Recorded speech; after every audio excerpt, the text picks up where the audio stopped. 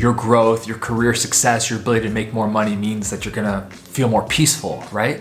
Well, that's the hope often, but so often with high achievers and dreamers and those who are ambitious, they start growing, they start expanding, they start accumulating accolades and awards and corner offices, and they find themselves actually having less peace and less emotional clarity and less mental freedom. So why does this happen? That's exactly what we're going to cover on today's video with my next guest on this video version of the Academy podcast. Her name is Sheri Riley. She's an empowerment speaker, a coach. She wrote this incredible book called Exponential Living, How to Stop Spending 100% of your time on 10% of who you are.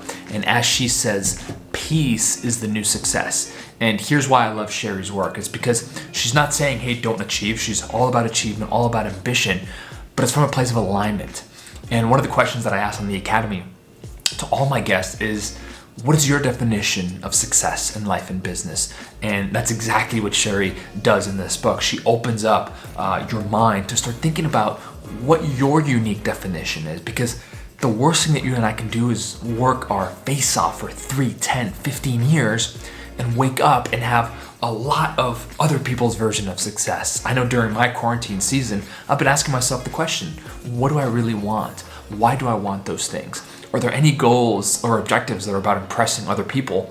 And if they are, I have to get rid of those and change them and really get clear. And so this is a process. And the reason I share that I'm doing it now is that I've been in the game for 8 to 10 years doing this work. So it's a constant process. So if you're new here, or if you're looking to grow or you're in the early stages, make sure you have defined success for yourself. And that's exactly what we're going to cover in today's video podcast. Academy Nation, please, let's welcome the one and only, an absolute powerhouse, a speaker that will light you on fire, somebody who has been at the highest rungs of the music industry and who has done several pivots, but who has also been in her own rock bottoms and has a message to share from each of those places that is designed to give you your power back. And as she says, your peace is your power. Stay tuned and let's welcome Sheri Riley to the show. Resist Average Nation, welcome back to another episode. And today's guest is really gonna help all of us look at success through a different light, maybe a more aligned light, maybe take ownership of our version of success and really tap into what that means for us, especially during these times, so we can live exponentially and we can stop spending 100% of our time on the 10% of who we really are. So welcome to the Academy, Sheri Riley. Hello. Thank you so much for having me. Absolutely. And one of the reasons I love what you do is because you speak about defining success. And it just so happens that the first question on the Academy for nearly all of our 200 interview conversations has been the following. How do you define success in your life and your business, Sheri? That's an easy one for me. I'm wearing it every day. Like, it's a softball. Truly, yes. But you know what? I define success as peace. And the reason I define it as peace is because I've had the career that I worked hard to achieve. I've had the access. I've had the money. I've owned real estate. I'm an entrepreneur. I have this amazing marriage. I have the children. And to be honest with you, all of those things together, I was still empty. I still had the void. And when I realized that peace really is success for me, hence my brand, peace is the new success. But at the core of all of it, until I really understood the value of peace, I never enjoyed all the other great things that we call success or successful. And so now, as long as I pursue that peace, all those other things become the added bonus. I love that. And so, but what does that feel like? Because that tends to be a common, we hear that a lot, and I think we've all experienced it to some degree, right? We even on a micro level, hey, success is graduating from this school, or success is getting that first job or that first relationship, and we get there, and it's very rare that we feel whole in that place. It's always like we get there, we rarely take a moment to celebrate, and then it's like, okay, what's next? What's next? What's next? And inside, something is not happening. So what did that feel like to you? And did you have hints as you achieved, as you grew in your career in the music business and all of the stuff that you talked about, did you have like hints or whispers of that was a problem, that you were missing that piece, or did it hit you like a freight train one day? No, it was always there. There were always glimpses of it. But what we do is we either rationalize it, or we don't understand it, or we think that it means we haven't achieved what we really want. So what would happen is I would reach a major milestone, and let's say the milestone was I wanted to, get the job at the music and in the music industry. I wanted my career job. Well, then I got the job, and it was like, oh my God, now I have to become senior vice president, or now I have to achieve, because that emptiness wasn't fulfilled. Or we get the promotion, and it's like, okay, now I got to get the next promotion. Or we get the 6 figures, and our friend says, we're making 100,000, and our friend goes, hey, I'm making 175,000, and so there's always another target. And so what I realized is that gnawing feeling was always there. But what I did, Tommy, is I put it in this package of, oh, I must need to drive for more. I must need to achieve more. I must need to lose more weight. I must need to work out more. I must need a better element in my marriage. And so there was always this thing external. And what I realized and what I discovered is everything I was looking for was internal. It was all internal. And no matter what I achieved externally, until I honestly understood that what I was searching for was within me, which was my commitment to peace. And what that looks like, because I like to define it, because a lot of people feel like peace means I got to go kumbaya in the corner. Like, we're going to align the chakras. We're going to get the green juice. Yeah, and so that we look at peace as something that we have to stop to go do. And what I have really understood about the power of peace is that peace is a constant mindset. It is a constant decision on how you're going to allow yourself to feel grounded on the inside, so that no matter what happens on the outside, peace is where your power is. So I tell people all the time, peace is not when everything is great. Peace is that decision you make whether things are in turmoil or whether everything is amazing. Peace is the lens that allows you to really define how you're going to handle a situation, how you're going to talk when you need to open up your mouth and you need the courage to say something that is needed in that moment. Or peace is the decision to be quiet when everything in you wants to yell and scream. And so peace is that internal decision that you make up in your mind that no matter what's going on around me, I am in my place of power inside, internal. So it really is emotion. That's why I say pursuing peace. It's not sitting in your corner, making sure that the stars align. So really what you're saying there is a couple things. Like, it's an active process, right? Yes. And it's active. It's not a passive thing. Like, we actually, and especially I think this is so relevant right now during these times, there's a mindset that goes like this, Sheri, that says, how could I tap into peace? Look at the state of the world that we're in. How could I tap into peace? And there's this disjointed. So how would you answer that, Sheri? I'm curious. Yes. And that's literally what the book is all about, exponential living. That is really what I focus in on, is how do you live in peace in the midst of turmoil? How do you have that power in times of uncertainty? And I'm a woman of faith. I don't put my faith on anyone. But it takes me back to a story in my favorite book of when the disciples and Jesus were on the boat. And it was the, storms and the waves and everything was going crazy. And, the disciples felt like they were going to die, and Jesus was asleep. And so the disciples are like, are you kidding me? Like, do you not understand what's going on? Like, we are about to die. Like, will you wake up? And when they woke him up, he literally said, peace, be still. And everything was calm. And so what I take from that is peace is always present, regardless of the external circumstances, whether your marriage is on the rocks, whether your children are lost their mind, whether you've lost your job in this time of uncertainty that we're in right now. Peace is always available. It's a decision that we have to make to choose it. And that means, how am I going to stay grounded in this moment in my most powerful self, which is rooted in our confidence? And here's the thing. This didn't come, this revelation in my life, this commitment I have, it didn't come when things were great in my life.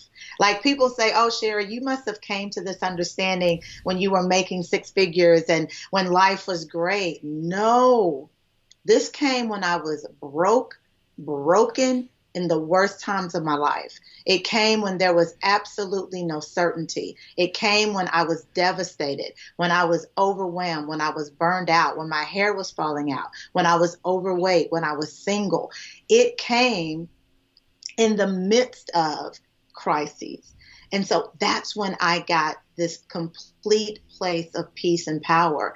And then it allowed me to make solid decisions. You know, one of the things that robs us of our peace is when we say, I don't know, right? Yeah. And that's most of the time, even when we do know, we'll say what we know, and then how do we end a sentence? But I don't know. I don't know what to do. Yeah. Well, that right there is what causes confusion. That's what causes us to not have clarity. It's just those three words, I don't know. But when you live in that place of peace, you know, I don't know everything, but here's what I do know. And in times of uncertainty, it's not about focusing on what you don't know or what you can't control. It's about taking complete ownership of what you do know and moving in the authority, the confidence, and the power of that. And that comes from that deep-rooted peace. Oh, it's so powerful. And I want to dive into some of the details of that season of your life, that season that you just talked about, the darkness and the uncertainty and the unknown, because I know that somebody listening may very well find themselves in that place. And so in that moment, it can feel like the walls are caving down, and it can feel like it's you against the world, and it can feel like one is a helpless victim, and there's no answer, and there's no light at the end of the tunnel. So in the depths, I call it the valley, in the depths of that valley, we can't see on the other side.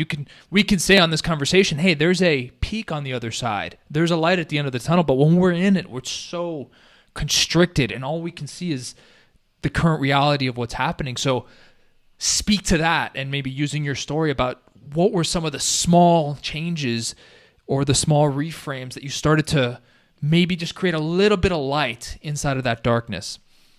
Yeah, and you know what? You said that seasons, actually. Yes, not just one. Yeah. So I'll talk about the first one. And the first one was, you know, here I was working at LaFace Records. This was my dream job. I'd worked 8 years to get there. I was in my mid-20s.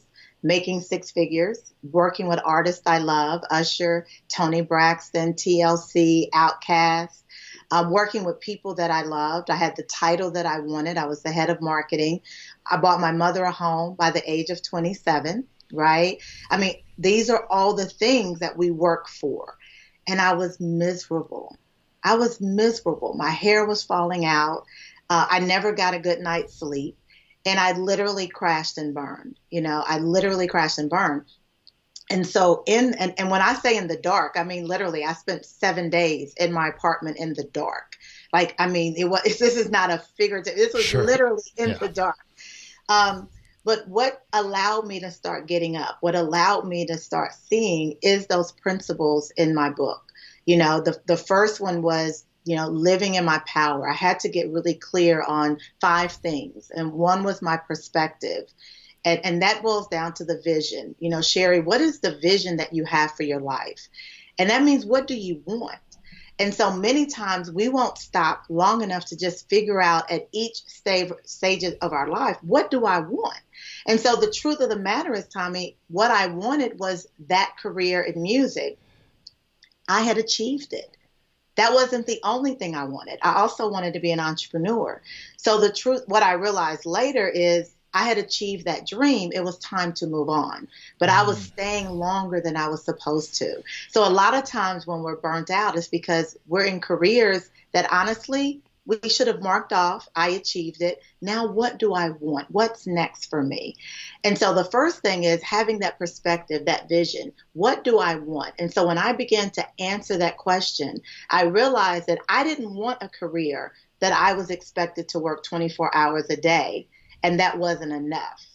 I wanted a family, and I wanted to be an entrepreneur. So when I began to, in that dark place, answer the questions of what I want, it started to light that fire and give me the vision of, well, hey, you can do that, you know? And so that was the first thing. The second thing is I had to take ownership. So then I had to say, okay, Sheri, now you know what you want. What do you need to do? What do you need to do? Not what does your colleagues need to do for you, not what someone else, what do you need to do? Because it's very easy in that dark place to have a woe is me spirit. Well, why didn't they help me? Why didn't my friends see that I needed help? Why? No, what do you need to take ownership of? And what do you need to focus on? And then the third thing is just now, what is the plan? What are you going to do? And not some big, long, overthink it, dissertation, but what are the 3 most important things that you need to focus on? And then get engaged, get present, and then that's when you get the reward. So in that dark place, you got to take, what is your perspective? What do you want? Really ask yourself, what do you want? Take ownership of that. Get the top 3 things that you need to focus on. Get busy, get up and do it. And that's what leads us to that reward. So those are those very simple, practical steps that really empower you when you're in that dark place. I love that. And let's talk about answering what do you want, because I feel like it can be very hazy for some people. It's been hazy for me at times during seasons where answering that question is also deeply vulnerable, because if let's say for you were in a career where your identity and you were being it was part of your identity and you were being praised and you had a face and a name and a title and all of the stuff that you talked about, but like asking deep down Sheri what she really wants and honoring that's vulnerable, because it's different from what's reality. And while that can also be exciting, it can also be like disjointed, because I have this life and this is what I want now. So let's talk about like that vulnerability, because I think a lot of people have desires, I call it kind of dreaming in secret, where they're pursuing something and maybe it fulfilled them for a little while like you, but deep down something's missing and now they want something else. But the honesty and it requires some honesty and vulnerability and courage. And so with ourselves, forget everybody else for now, but just with the man or the woman in the mirror to say, no, I'm okay. I'm enough to honor this new clarity, this new vision. So can you speak on that vulnerability? Absolutely. Because the second time that I crashed and burned, I didn't have a clue what I wanted to do next. Well, let me not say it that way. I resisted what I wanted to do next. And that's what I'm doing now. Oh, yes. Right? For 17 years after I crashed and burned and started my business. Well, for 17 years, I owned a strategic consulting firm. And I always thought that's what I would do forever. I love being an entrepreneur. I love marketing. I love my business. And the next time the crash and burn, it was the process was gradual. Like with LaFace, it was boom, like a brick. I fell, I crashed, I burned. But the second time, it was just this ongoing dissatisfaction. But how it manifested itself, Tommy, is exactly what you described. I lost, what do I want? I couldn't answer the question. I couldn't answer the question for years because I resisted the answer, right? So what I say to people all the time is we always know. Now, we may not be vulnerable enough to answer the question. We may not be ready to be honest enough to do the work that it's going to require, and we may not want to make the adjustments. But I knew I was supposed to be doing exactly what I'm doing now, but I didn't understand it. I didn't understand what it was to be a life coach. I didn't understand what it was to be a speaker. And so I resisted that part. And so that's the vulnerability you're talking about. Yeah. Because as a 45 plus age woman who do I go to and say, oh yeah, now at 45, I don't know what I want. Now at 45, I don't have a clue, right?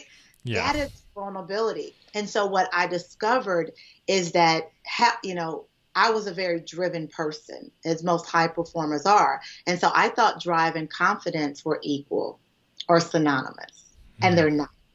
Drive is what pushes us to achieve. Confidence is who we are when we get there.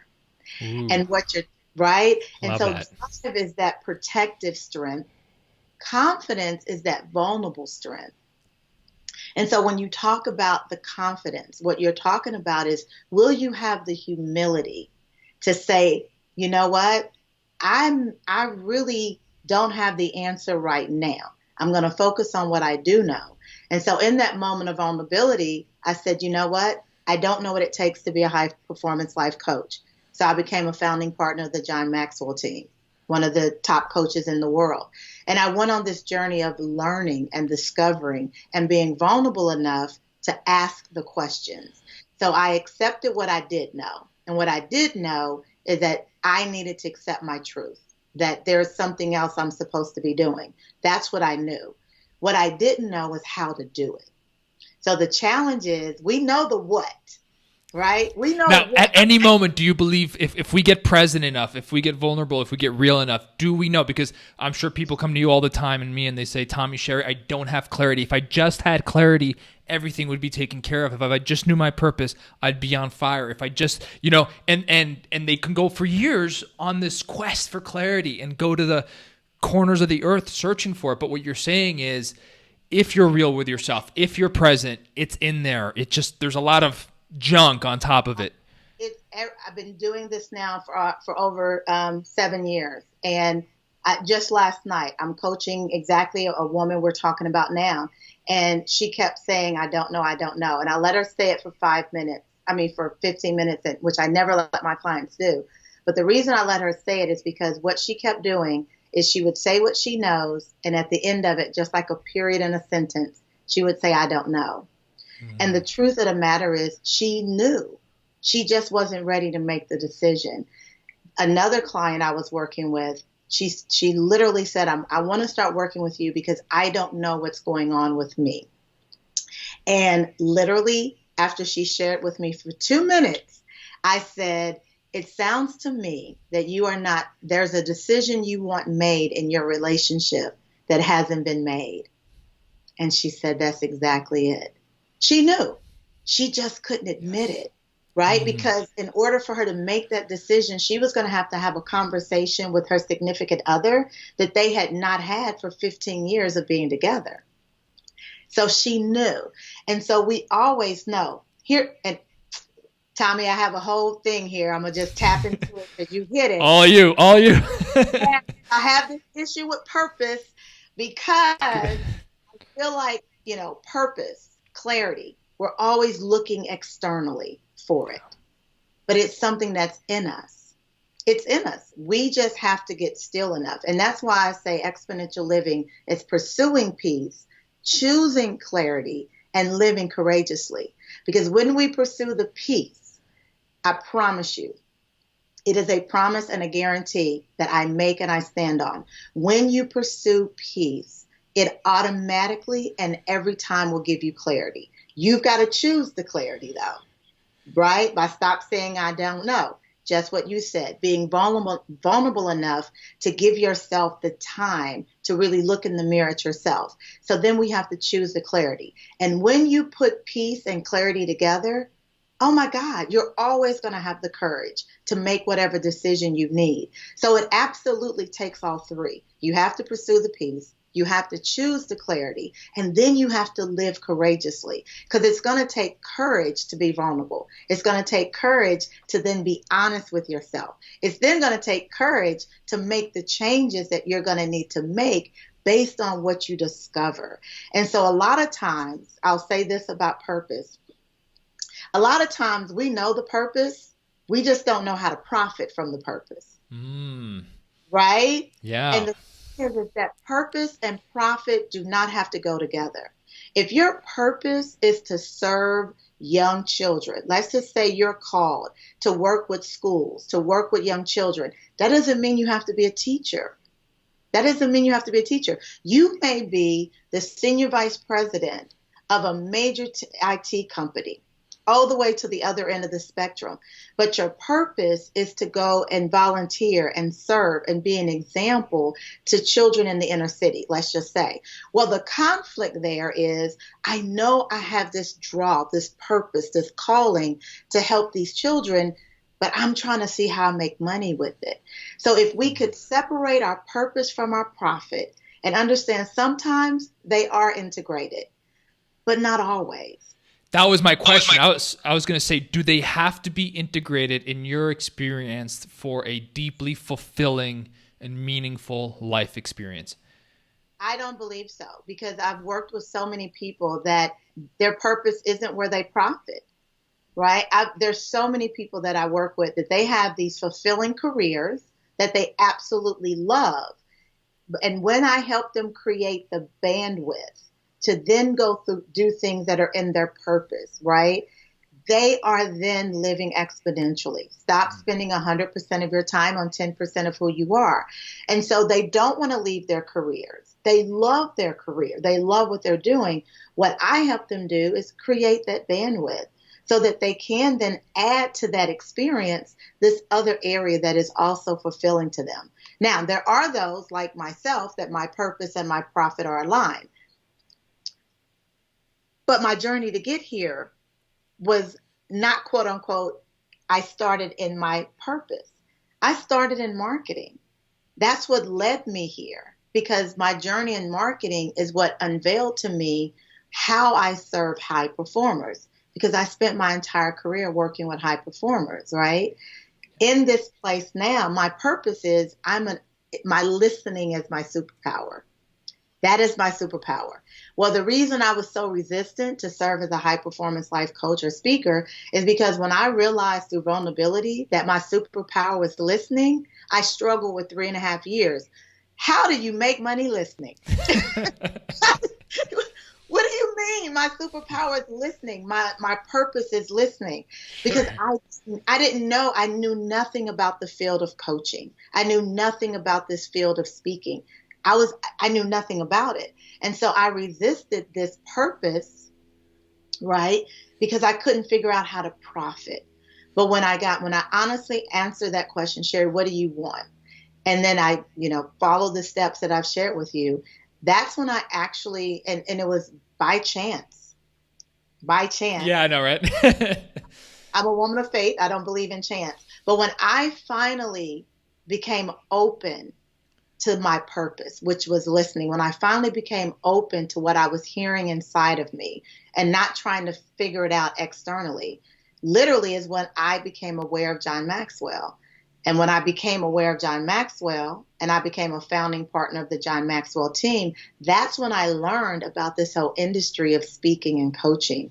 So I didn't find my purpose. I accepted my purpose. And when I accepted, right?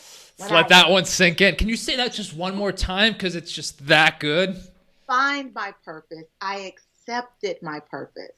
And when I accepted it, then again, the what, that's when the how became apparent to me.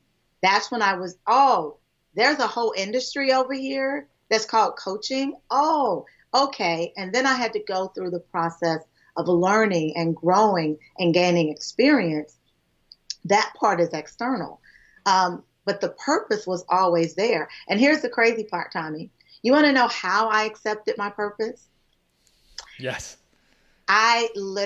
Someone said to me, and I switched it up a little later. Someone said to me, Sheri, what would you do if money wasn't an issue? And I remembered back when I was about 7 or 8 years old. And literally from 7, 8, 10, 13, I was the one that everyone always came to. Sheri, do you know what my such and such did to me? And they would tell me and they would talk to me and I would just listen. And I was always the one people came to, even as a 7, 8, 9-year-old. And then fast forward, I began to think like, Oh my God. I've always been a list. Like, this is what I've always done. People have always come to me and I've always helped them because I listen. And that even with my career as a marketing executive with recording artists and professional athletes, even when companies hired me to do their marketing, at some point I always ended up like being the person they would like, can I share this with you? Can I just get your insight on this? Can you help us figure this out? And it was always something in their personal life, like never something at work. Yeah. Right. And so I realized I've been this all along. I just finally accepted it.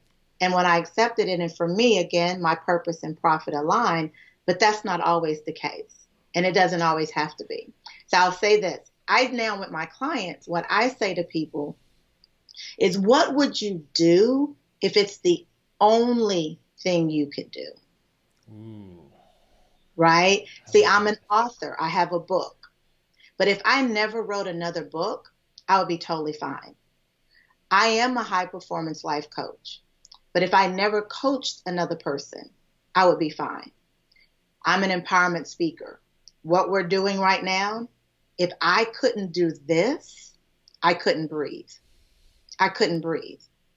So when I finally began to say, what would you do if it was the only thing you could do? It helps you get really clear on all the other skills you have that are skills, but not necessarily the heart and soul of really what you want to do and how you want to serve in this life. I love that. And that question, it's a prioritized question. It strips away even stuff that is very close to what you're doing, right? The authoring and all of the other things, but it gets you really clear on what is that one thing. Because I think one of the things that stops high performers or dreamers or ambitious people is scattered focus, trying to do so many things at once. And chasing 7 or 8 goals or 4 to 5 different parts of business, but the core thing often can get shuffled and lost in that experience. I think it's just that question, whether no matter what season, like I'm thinking about that when you're giving me your examples, I'm thinking of me too. Where is my one thing? Where is the one thing that if everything else was deleted, that would give me life? And I think it's such a beautiful question. And I talk about it in the book because I call it your overall navigating edge, right? Your one thing. And I'll share this. If you look at Steve Harvey, and I've spoken with Steve, I've shared the stage with him at his conferences that he hosts. I've been a guest on his TV show when he had it. And I've heard him when he's talked. He's like, I'm a host. I got Family Feud. I have a TV show. I've got the radio show. I'm hosting, Miss World, all of these things. He said, but at the core, I'm a comedian. Mm-hmm. His one thing is he knows how to make anything funny. Now, once he identified that, he said everything else, he began to add on to it. So the core of it is he says, I know how to make people laugh. I know how to make anything funny. And from that, he has a radio show. From that, he had the TV show. From that, he hosts. From that, he was an actor with a television show. And so when we understand our one thing, our overall navigating edge, mine is listening. I now know the one way I want to express that is through speaking. Now, let me explain that. I listen, right? And from that, I'm able to process it and I give it back through speaking. So follow how we've went in this podcast. Everything you've asked, I've been listening, but I've already heard the answer. And I'm able to then speak it in a way that goes, wow, okay, that makes sense, right? And so there's many ways that you can deliver the one thing. There's many ways you can express the one thing, but get clear on the one thing. And so as higher performers, like you said, we've got, I can do this, I can do that, I can do this. And then we get caught in paralysis of analysis because we can't just focus in on anything. So we're trying to do everything. Yeah, it's like if LeBron James was during his basketball career started doing, spent a lot of his time doing acting and then just started building businesses and then started doing speaking. And then, it's like what is the main thing? We have to remind ourselves, what is the main thing? What is the thing? And I love the question that gives us life, which is so powerful. Let's go back to that being open, because you connected being open and awareness. And one of the things that I've seen in my own life and other people's lives is three kind of components to when change is, when there's like a fertile ground for change. And I say it's being open, so just open to possibility.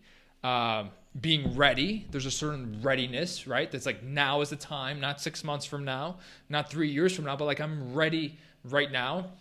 And then the last part is being willing. And that willingness is the willingness to get courageous, to get uncomfortable, to experience rejection, right? If you want to be a speaker, you're putting yourself out there and everybody's telling you no early on. Or you said the book deal took you, I think, 6-7 years. So a lot of rejection. You had to be willing to not only experience rejection once, but over and over again. But I want to harness on that open part, because you said open, you said once you were open, then you became aware. So how does being open tune our awareness to see the opportunities? Because you said once you were aware, then the Maxwell opportunity, then that came into randomly, which is, you and I know is never random, came into your life. So let's speak on that, the openness and the awareness.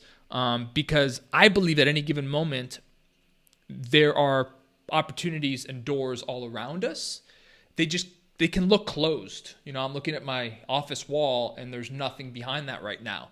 But when I'm open and when I'm ready and willing, the way that I put it, I start to see parts of a door open. And that's the openness. That's the awareness. So can you speak on that? Oh, you just said it all, to be honest. Because what happens is, like, I love what Puffy used to say all the time, close your eyes so you can see, and open your eyes so you can achieve, right? Well, as long as your eyes are closed, yes, you can see what is in you. You can see what you have. You can see that internal power, but you still have to open your eyes to achieve. You still have to open your eyes to see the door. You still have to open your eyes to see the different opportunities. And so that being able to open yourself up to other people's opinions, in the sense of, okay, I never heard it that way before. Like, I've heard I'm good at really being available to people, but I've never really heard that my listening empowered you, right? Because remember, I said that's just always been my personality. Yes. It wasn't until I was open to know that's more than just your personality. There's something else there. And so it's in that openness. But I think I'm going to tap the other side of it, is how do you get open, right? What do you have to go through to finally decide to get open? To be very honest, Tommy, everyone doesn't make that decision. Yeah. Everyone doesn't. For me, and my experience with others, is you either have to get to that point where the pain is greater than your fear of what the transformation, what the transition, what the change can bring you. And which is very tough, because the fear is so high. So the pain has to be higher than that. So that means that you might have to be in a valley, right? You have to get to the point where the pain of what you are doing, even though it's not working for you, even though it's the old saying, at least I know the misery, right? I'm unhappy, but at least I know this misery. Well, sometimes that pain has to get so great. What I try to do with my clients is say, hey, why do you have to go all the way to the bottom of the valley? Like, let's just go to the tip of the valley and let's, trust me in this process, because I've been to the bottom. You don't have to go there too. But it's being open. It's not having to get to that place of pain, but most people do. But you said something so powerful, because I only work with the ready, willing, and committed.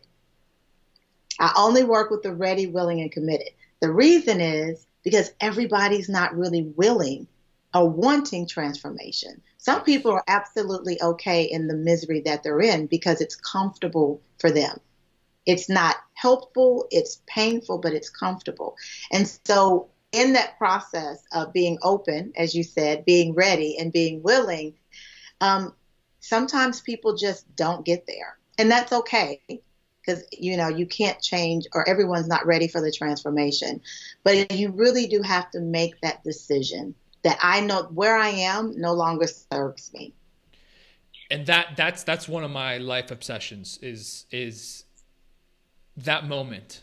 Like and it could be a series of moments, but we typically remember like really specific, those moments of just now, like what is the separator that now is the time, whereas we kind of said it in the past, but we were 1 foot in, 1 foot out, or we'll see, or I'm going to think about it, but I like, it's like, and then there's that time, and then there's a time where it's like we are open, we are ready, we are willing, and it's my obsession for those who want it to find a way to manufacture that. And of course, if you don't want that, that's your journey, and we all have our journey, and that's beautiful. But if you want that, to manufacture that state, because you and I know that state is where exponential transformation happens. That's it. When I get on stage, the first thing I say is, I came here today to 100% transform your mindset and shift your paradigm. And the reason I start there is because I'm standing on stages talking about leadership. I'm standing on stages with high performers. I'm standing on stages with people who think that peace is a curse word, right? Not understanding that Michael Jordan performed at his highest level because he understood the power of peace. He understood that he had to lock in a place within himself to be the greatest of all time. And so I set that expectation from the beginning that I'm here to transform your mind and shift your paradigm, because that's literally what it has to take. And as my dear friend and mentor Les Brown says, is your signature voice may not resonate with everybody. It's only going to resonate with those who in that place of openness, and they're ready and they're willing. What we can hope for is that we continue to just make it an option and make it available for if they ever get there. I mean, I've got clients that would come to me, 3 years ago, and it would take them 3 years to actually sign the agreement and work with me. Yes. Right? And so everybody's not going to get there. But my biggest thing with my book is, from a self-help standpoint, I wanted people to have a manual. Like, I didn't want to give another self-help book that at the end of it, they knew more about what the issue was, but not what to do about it. And so I genuinely wanted those 9 principles. I wanted a guide. I wanted something that people said they had to read over and over. I wanted something that people said to me, as they do, I've been reading your book for a year, because I literally read about 20 pages and I go, okay, I got to figure this part out, because it just resonates so much. Because that's what I wanted. I wanted people on the other side of it to what we're talking about, really experience that transformation. And the thing is, I love money. I love success. I love achievement. Like, I'm never the person, I'm a capitalist. Like, I'm never the person that's like, it's all about sitting in the corner. What I want, though, is for all of that external success for us to enjoy it. Like, I don't want another person to come to me and they're a senior VP or a CEO, or they're a multimillionaire, and they have no relationship with their 16-year-old children because they didn't know how to allocate their time. I don't want another husband to come to me and say, I lost the best thing I ever had, which was my wife, because I didn't know how to leave work at home and leave work at work and be present at home. I don't want to have another woman say to me, my God, I've got the $10,000 purses, I've got the $1 million penthouse, I've got cars, I've got all of this, and the only thing I really want is to be loved, And so I firmly believe that we can experience all of those things. All of those things can be a part of our everyday living. And that's why I call it exponential living. It's not an either or proposition.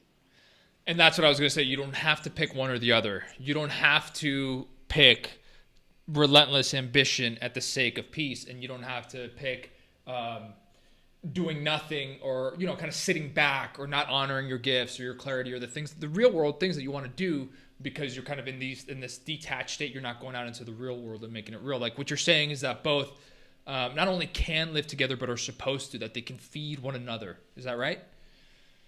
Absolutely. They're absolutely supposed to. And I think now, because when I first started this journey about 17 years ago, and I was talking about peace, you would not believe how many people thought I was I can't crazy. imagine. Like, oh my gosh.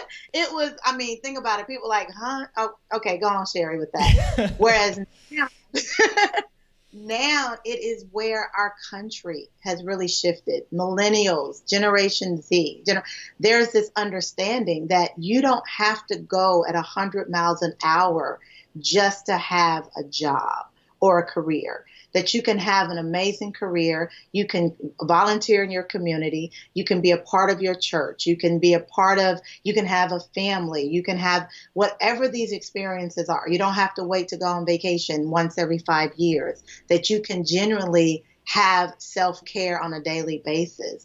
I mean, one of the greatest breakthroughs is now companies have recognized that health and wellness is not limited to diet and exercise. Right? Health and wellness is what allows your employees to show up as their best self, because what happens to an individual between 6 p.m. and 9 a.m. directly affects how productive they are between 9 a.m. and 6 p.m. And so as companies and individuals are recognizing that it's the whole person that shows up. So if you've got an executive at your company and they're dealing with a child at home at 16, you better believe they're bringing that to work. I don't care what we say about, leave home at home and, I need you focused at work. No, they need the tools on how to manage what's happening when they're not at work so they can be more productive, and they're most productive at work. And so I love now that society as a whole here in the U.S. specifically, the world, I think, they've gotten it before we got it in certain areas. But in the U.S., we really are starting to recognize the power of being the whole self and self-care, mental health, healthy coping mechanisms. And it's not a deficit to our, the company's bottom line, but it really is an asset. I love that. And like you said, it's a more humanistic approach, and it's a shift of values and priorities where, to me, that's exciting as well, because like you said, somebody who works on their peace, somebody who works on their emotions, when they show up at work, they're more creative, they're more engaged, they're more compassionate. If a coworker or somebody is going through an issue and they sent a message that could have been triggering, there's all of this. It elevates the experience for everyone. And that's why I think, a lot of times people will say like self-care or maybe self-help or focusing on oneself can seem selfish. But I call it selflessness, which is when you and I really work on ourselves and we do that inner work that is very easy to distract ourselves from doing. When we do it, we just show up differently, and we show up as better leaders during times of stress, better parents. We're that helping hand when somebody needs us. We're there. We're not in our own head thinking about what we're not doing or how we're not, how we messed up the night before, but we're like present and we're there and we're engaged. And during these times, and we're more innovative in our thinking. We're more creative. We're better with our time. We're more productive. I mean, we generally produce at a higher level when we incorporate these elements into our just normal existence. Yes. And I did want to talk about because the how, right? Once you were really, you talked about focusing on that one thing. Let's talk a little bit about the how, because I feel like this also gets underplayed. For example, for you to become a coach and a speaker and an author, you had to acquire a bunch of skills. You had to put yourself in rooms with people who were doing what you wanted to do. You had to invest in yourself. You had to hire mentors. You had to get uncomfortable. You had to maybe do speeches or coaching early on where you're like, I have some skill, but it's not there yet, so it's vulnerable. So basically, it's this messy part of the how. Can we speak on that? And let's frame it in a way where somebody knows what the one thing is. They know what they want to be doing. They want to, let's say, marry their purpose and profit. But what about that messy part of I'm over here, I know I want to be doing this, but my skills and my experience aren't there. How do we last and stay consistent through that process? Yeah, and that's where most people get lost, because that what it takes to press through the messy middle, as Michael Yes. Hyatt says, right? The messy middle. Um, a lot of that is just, again, having that vision, of absolutely owning what it is. I knew I wanted to own this new place in my life. But it's also giving ourselves permission to just give ourselves grace. You're going to mess up. It's okay. When I first started speaking, it was okay that I would only get $500, if that. It was okay if I, was standing on the stage and had my phone here because I may forget something and have to, oh, shoot, and you just, in all transparency, hey guys, let me make sure I'm saying this correctly, right? Yeah. Goes back to that vulnerability of, not having it all together. It's being able to understand that you've got to invest in you. You've got to, I invested in training programs. I invested in coaches. I had to invest my time and really set aside time to really learn these new skills. So we've got to adjust our time and we've got to be committed to that. But we also have to just be okay with not knowing, in the sense of learning this new skill or being the new kid on the block. And just allowing our ego to go, you know what? Again, back to the vulnerability you talked about earlier, is I'm still in this journey. So it's all the things you just shared. It's being okay with the messy middle. It's knowing that it's a process. It was a process that you went through to get to this point, and the process continues. But I think a big part of it is life is a journey, but we always have these destination points. Like, I have to do this perfectly now, versus I'm on this journey of becoming better. I'm on this journey of learning more. And I think that's where our ego and a lot of times that pride kicks in. And when you talked about people not being open because they're like, well, I know this. Yeah, but you can be open to what else do you need to learn? What else do you need to know? And so giving ourselves that grace and that permission to just know that you're on a new journey and you've got to learn. I have so many clients that's where they get stuck. And you know what they say, Tommy? They go, I've always wanted to get my PhD. And they'll go, but gosh, that's 5 years of my life. Well, prayerfully, you're going to live 5 more years. So at the end of that 5 years, you're either going to take the time and have that PhD, or you're going to live those 5 years and not have the PhD. Right? And so if we can look at time as just a part of the journey, and how do I use this time to actually obtain what I want, versus, oh my God, that's going to take me 5 years. It's so true. And the thing I always like, you mentioned ego, and that's really the thing that continues to get in the way. Because when we're operating at an ego, we often live in excuses, rationalizations. We want to protect our version of reality. We want to be right. We don't ask for help. We don't put ourselves in uncomfortable circumstances, right? Our ego, if we want to be a speaker and you're new and you haven't done a lot of speeches, and you put yourself out there, you're going to be stumbling. You might say the wrong thing. You might check the phone, like you said. That inherently is the ego is like starts to freak out. So I love that. I love that you mentioned that, because to me, that messy middle, it's messy emotionally because the ego is kind of getting whiplashed pretty often early on, right? When you're early in something, the ego is going to potentially take a beating over and over. But the ability to handle the storm, that storm and not stop, right? It's like, so often somebody is, and I've done this, but we know, we have the clarity, we start moving, we launch the business, we launch the program, and nobody bought the program. And that was one instance. And then we say, I'm not cut out for this. Marketing is too hard. The coaching space is too full. Sheri can do it, but it's because she knows Usher. It's like we'll just come up with reasons and then we let ourselves off the hook. So I think what you're talking about is so crucial. Let me give you a little kind of a framework that's exactly what you're saying. So most of the time, what happens in the messy middle is we have all of that negative self-talk, and that negative self-talk then allows us to self-sabotage, right? And it forms in different ways. Like you said, we rationalize, we compare, we do all these things that we self-sabotage, which the most common self-sabotage is procrastination. And we keep putting it off and we keep putting it off and we keep making excuses. Well, we procrastinate because we don't know our value.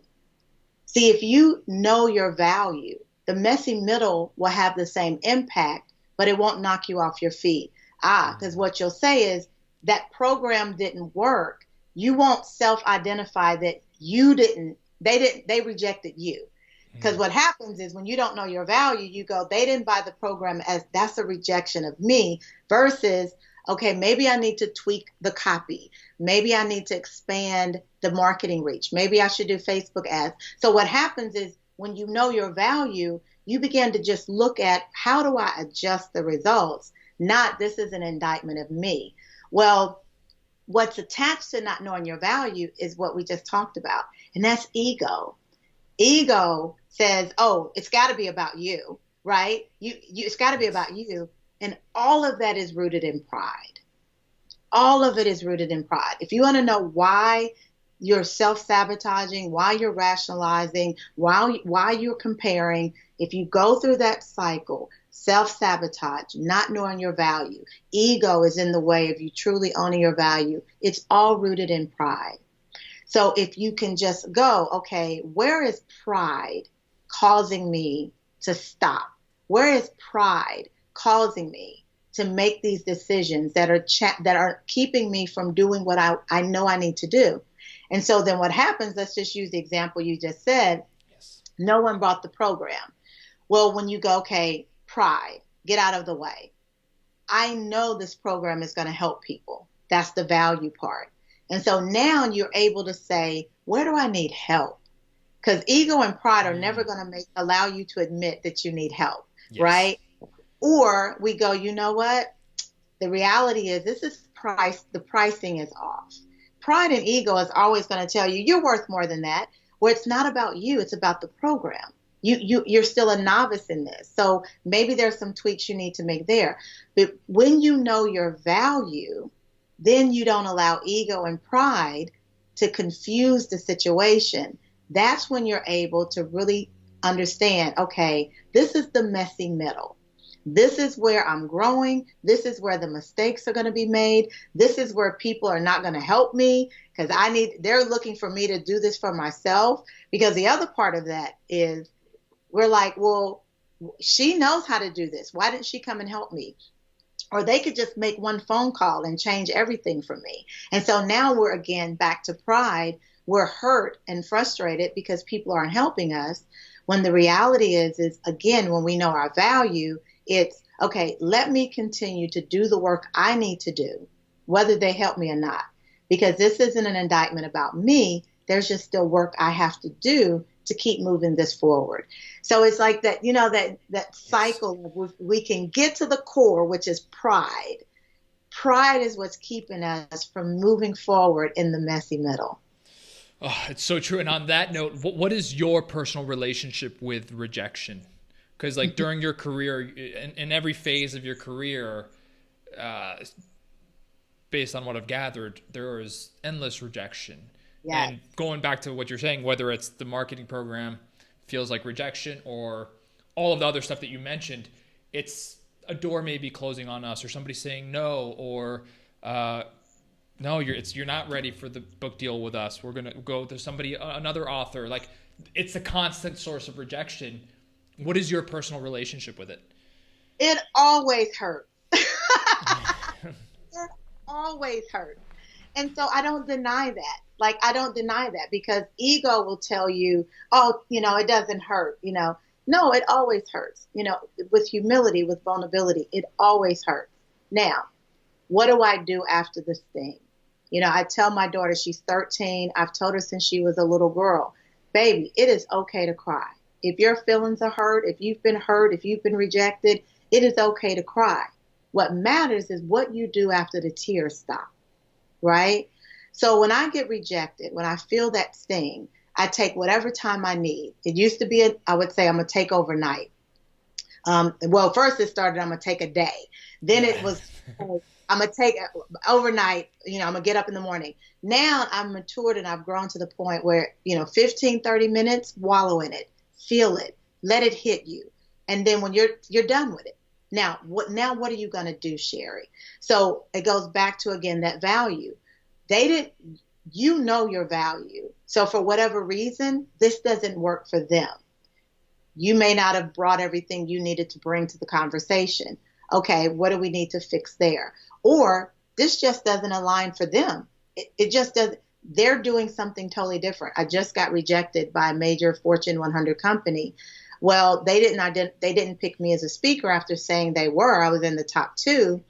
Well, the final decision maker said, you know what?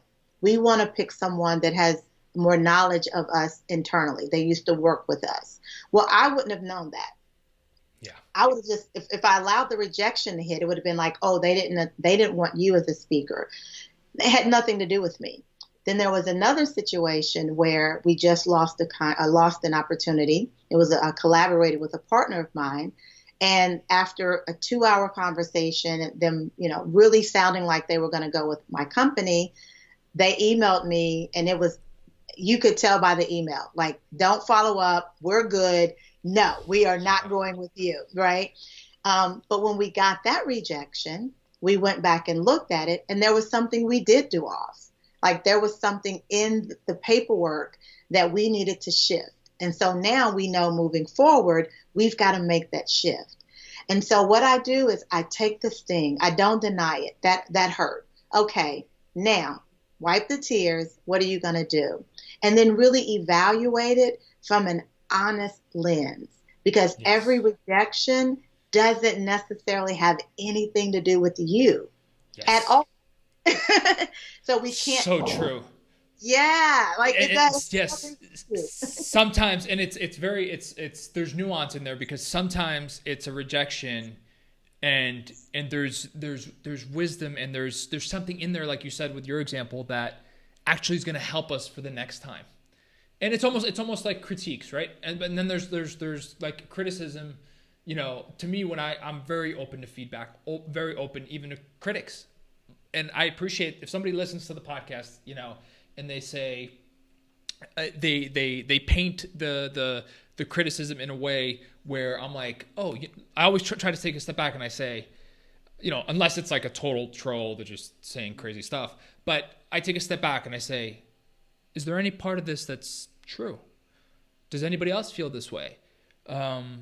Is this something I could do better? Is there something here that actually rings true?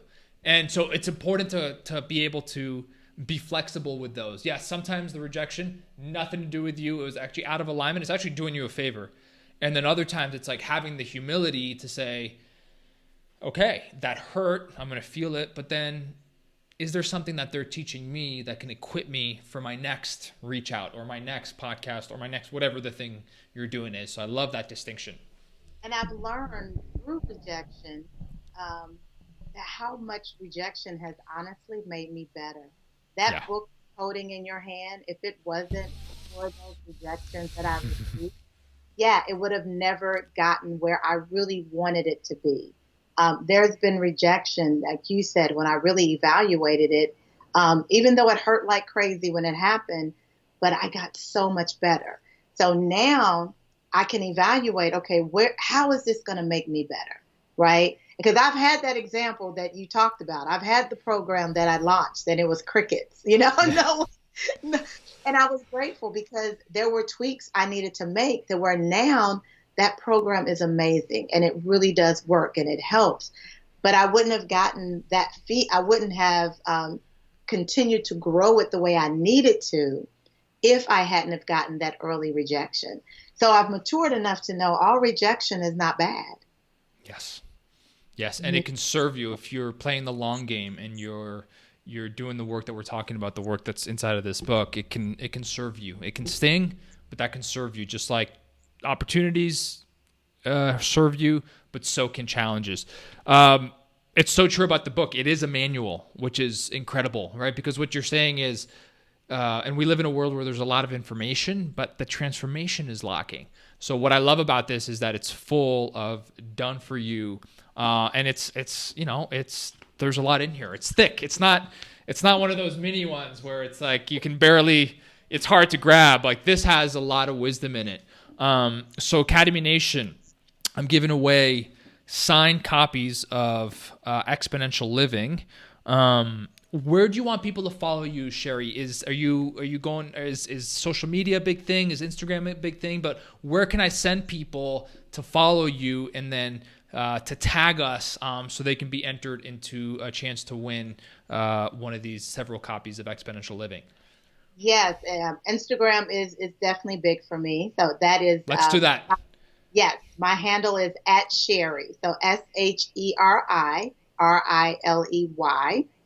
and then I would love for your community to join my Exponential Living community at SheriRiley.com. SheriRiley.com. So SheriRiley.com and @SheriRiley on Instagram. Okay, so here's what you're going to do. You're going to, after listening to this conversation, you're going to let us know in a little screenshot, out of everything we talked about, what did you get from this?